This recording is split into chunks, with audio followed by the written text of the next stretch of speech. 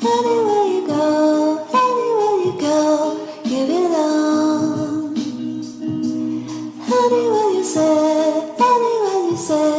anywhere. Sebelum mulai, Mimin ingatkan kalau Mimin akan update cepat video Miroco-chan season kedua ini. Jadi, jangan lupa subscribe ya. Di episode sebelumnya, Miko nyaris saja menjadi korban atas permintaannya sendiri yang dia terima dari kuil itu. Dalam kegelapan mulut roh kuil yang paling besar itu, Miko ditawari sebuah lonceng misterius. Beberapa kali, Miko tak menghiraukannya, hingga muncul tawaran yang ketiga. Miko hendak mengambilnya, namun Shindou datang dan langsung merebut lonceng itu. Nah, bagaimana episode selanjutnya? Yuk langsung aja kita masuk ke cerita. Episode 13 ini berjudul Ratusan Kepala Terangkat dengan letihnya menunggu dia menangis. Panel langsung dibuka dengan adegan flashback antara Shindou Rom dan juga Godmother di sebuah bis dalam perjalanan menuju suatu tempat. Semua batu mungkin tampak sama, tapi sebenarnya mereka berbeda. Bisa dibilang ada batu yang berkilau, seakan-akan batu itu ingin mengatakan sesuatu kepadamu. Akan kuberitahu cara membedakan batu yang kuat dengan batu.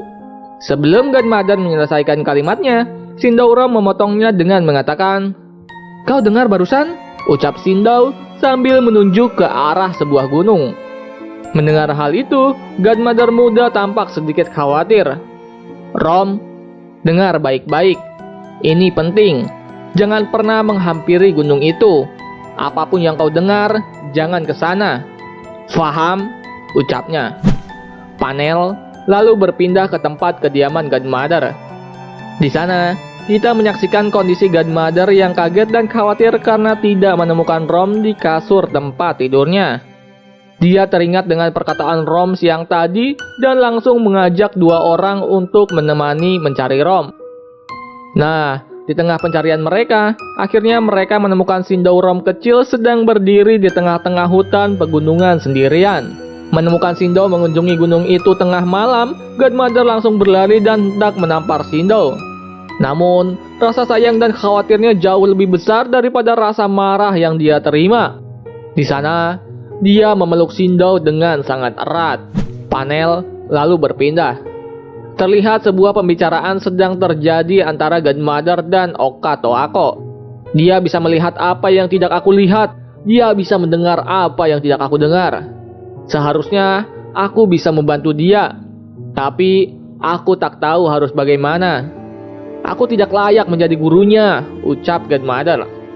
Lalu Oka Toako menunjukkan secarik foto sambil berkata, "Aku memutuskan melakukan apapun untuk merawat anak-anak itu.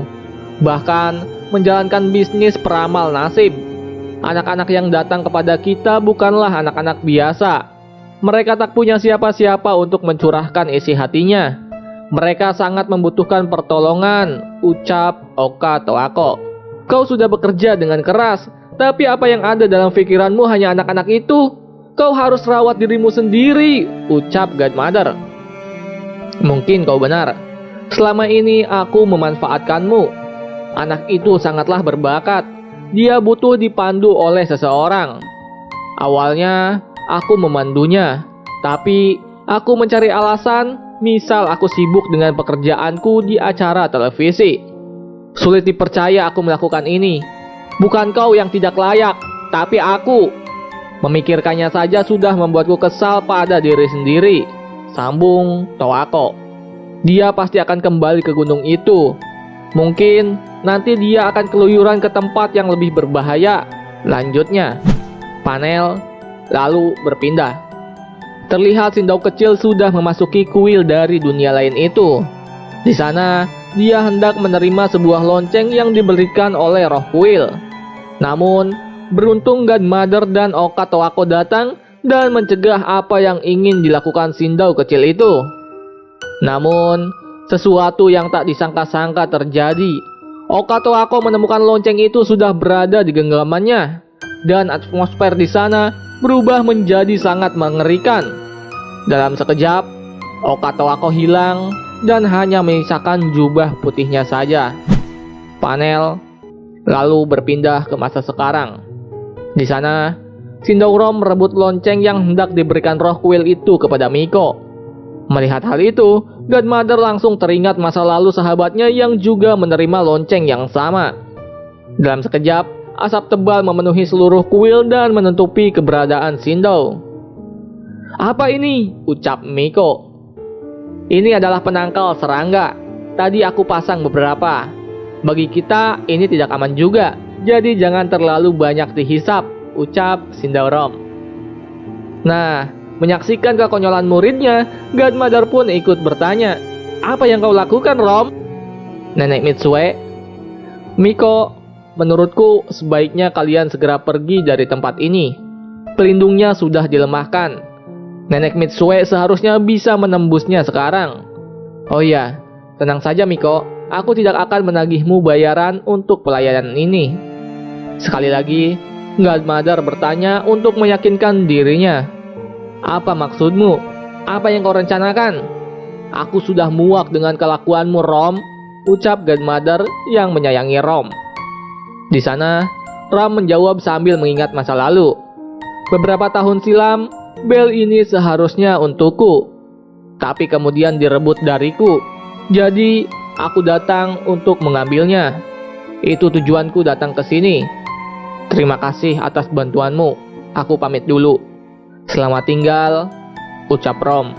Tak lama, setelah Sindowrom mengucapkan itu, atmosfer kembali berubah. Roh itu menampakkan wujudnya dan membuat tubuh Rom terperangkap semacam kertas jimat.